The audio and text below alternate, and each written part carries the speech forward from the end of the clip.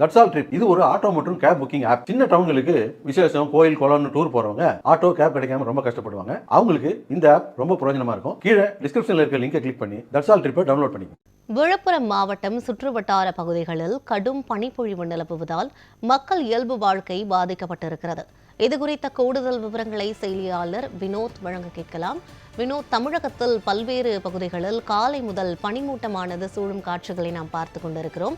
அந்த வகையில் விழுப்புரத்தில் பனிப்பொழிவு எந்த அளவுக்கு காணப்படுகிறது? வாகன ஓட்டிகள், பொதுமக்கள் எந்த அளவுக்கு சிரமங்களை சந்திச்சுட்டு இருக்காங்க? விவரங்களை சொல்லுங்க. வணக்கம் எதிரானி.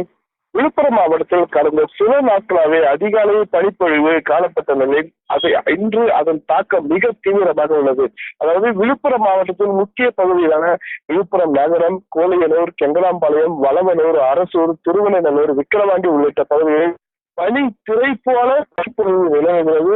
குறிப்பாக சென்னை, திருச்சி தேசிய நெடுஞ்சாலை மற்றும் மாவட்டத்தின் முக்கிய சாலைகளில் காலை 8 மணி கடந்தும் பனிமூட்டம் நிலவவில்லை என கூறப்படுகிறது. குறிப்பாக விழுப்புரம் புதுவை சாலையில் உள்ள கெங்கலாம்பாளையம் சுங்கச்சாவடி பகுதியில் சில அடி தூரத்தில் வரும் வாகனங்கள் கூட கண்ணுக்கு தெரியாத நிலை ஏற்பட்டுள்ளது.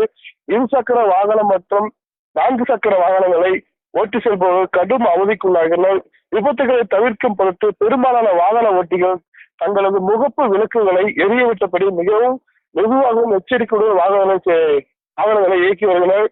கடும் குளிரும் பனிப்பொழிவும் நீடிப்பதால் அதிகாலை வேலைக்கு செல்வோர், பால் வியாபாரிகள் மற்றும் பள்ளிக்கு செல்லும் மாணவர்கள் கடும் குளிரில் நடுங்கியபடி செல்லும் சூழல் ஏற்பட்டுள்ளது.